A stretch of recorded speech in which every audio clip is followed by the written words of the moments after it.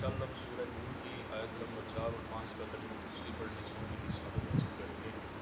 اعوذ باللہ من الشیطان الرجیم، بسم اللہ الرحمن الرحیم۔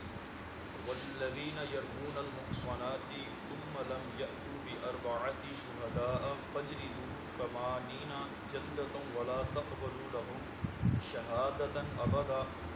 وأولئک هم الفاسقون الا الذین تابوا من بعد ذلك واصلحوا فإن اللہ غفور الرحیم۔ ترجمہ کنز العرفان۔ اور جو پاک دامن عورتوں پر تہمت لگائیں پھر 4 گواہ نہ لائیں تو انہیں 80 کوڑے لگاؤ، اور ان کی گواہی کبھی نہ مانو، وہی لوگ فاسق ہیں، مگر جو اس کے بعد توبہ کر لے اور اپنی اصلاح کر لیں، بے شک اللہ بخشنے والا اور مہربان ہے۔ اس آیہ مبارکہ میں اللہ تبارک و تعالیٰ نے پاک دامن اجنبی عورتوں پر زنا کی تہمت لگانے والوں کی جو ہے وہ سزا بیان کی ہے۔ آیت کریمہ کا خلاصہ یہ ہے کہ جو لوگ پاک دامن عورتوں پر زنا کی تہمت لگاتے ہیں اور تہمت لگا کر فرمایا پھر 4 گواہ اس پر نہ لائیں، تو فرمایا ان میں سے ہر ایک کو 80 کوڑے لگاؤ،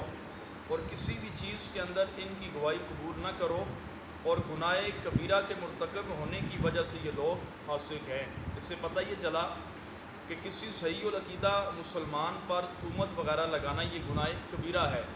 اور ایسا بندہ فرمایا مردود الشہادہ ہے کہ اس کی گواہی کبھی بھی قبول نہیں کی جائے گی۔ جو شخص کسی پارسا مرد یا کسی عورت پر زنا کی تہمت لگائے اور اس پر 4 معینہ کے گواہ پیش نہ کرے، تو فرمایا اس کی حد یہ ہے کہ اس کو 80 کوڑے جو ہے وہ لگائے جائیں۔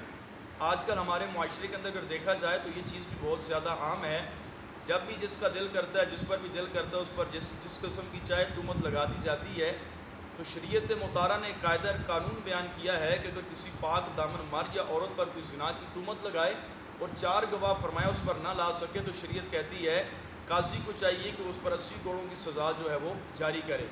اس آیت محصنات کا لفظ یعنی صرف عورتوں پر زنا کی تہمت لگانے کا مخصوص واقعہ جو ہے یہ بیان کیا گیا ہے، اور اس کی وجہ یہ ہے اس لیے کہ عورتوں پر جو ہے زنا کی تہمت بکثرت لگائی جاتی ہے، اس لیے اللہ تبارک و تعالیٰ نے بالخصوص عورتوں کا نام لے کر جو ہے وہ ان پر زنا کی تہمت لگانے والے کی سزا جو ہے وہ بیان کی ہے۔ ایسے لوگ جو زنا کی تہمت میں سرجیاب ہوں، ان پر حد جاری ہو چکی ہو، وہ مردود الشہادہ ہو جاتے ہیں، یعنی ان کی گواہی کسی بھی معاملے کے اندر قابل قبول نہیں ہوتی۔ اسی طرح زنا کی گواہی کا نصاب جو ہے وہ کم از کم 4 عاقل بالغ مسلمان مرد اس کے گواہ ہیں۔ اگر 4 گواہ اپنی کہی ہوئی بات یا قول پر کوئی نہیں لا سکے گا تو اس پر شریعت کی حد جو ہے وہ جاری ہوگی۔ اسی طرح حد قذف یعنی زنا کی تہمت لگانے کی سزا مطالبے پر مشروط ہے، جس پر لگائی گئی اگر وہ مطالبہ نہ کرے تو قاضی پر حد جو ہے وہ قائم کرنا لازم نہیں۔ اسی طرح جس پر زنا کی تہمت لگائی گئی اگر وہ زندہ ہو تو مطالبہ حق اسی کا ہے، اگر مر گیا ہو تو اس کے بیٹے بھی مطالبہ کر سکتے ہیں، یعنی جس بندے نے تہمت لگائی ہے اس پر 80 کوڑوں کا مطالبہ یہ قاضی کی بارگاہ میں کر سکتے ہیں۔ اسی طرح جو ہے حد قذف کے الفاظ یہ ہیں، وہ صراحتاً کہے کہ اے زانی، یا اے کہے کہ اب تو اپنے باپ سے نہیں ہے۔ آج کل ہمارے معاشرے کے اندر یہ والے الفاظ بھی بولے جاتے ہیں، اور اگر کسی بندے نے کسی پر یہ الفاظ کہے تو فرمایا اس پر حد قذف یعنی 40 کوڑے لگائے جائیں گے اور مردود الشہادہ ہے۔ اگر کسی نے صراحتاً کسی کو کہا کہ اے زانی، یا کہ تو اپنے باپ سے نہیں ہے، یا اس کے باپ کا نام لے کر کہا کہ تو فلاں کا بیٹا نہیں ہے، یا اس کو زانیہ کا بیٹا کہہ کر پکارا جبکہ اس کی ماں پارسا یعنی پاک دامن ہو، تو فرمایا ایسا شخص قاذف یعنی زنا کی تہمت لگانے والا ہو جائے گا، اور اس پر جو ہے وہ 80 کوڑوں کی حد جو ہے وہ لازم ہو جائے گی۔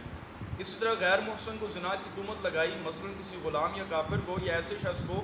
جس کا زنا کرنا ثابت ہو، تو اس پر حد قذف جو ہے وہ قائم نہ ہوگی،